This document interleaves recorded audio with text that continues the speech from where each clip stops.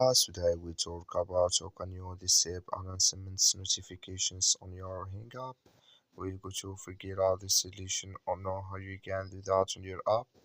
So you just follow these ways, then it's going to work with you.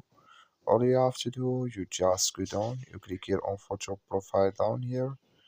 When you just click on it, it's going to take you to your profile. It's going to show for you like this.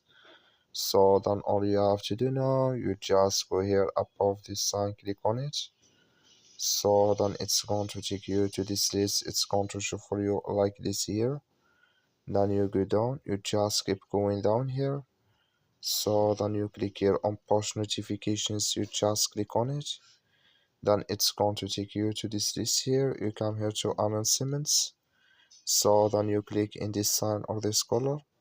Like you see color, it's gone. That's mean announcements notifications disable with us now. That's all you have to do. That's all. Thank you for watching. Don't forget to support us by liking.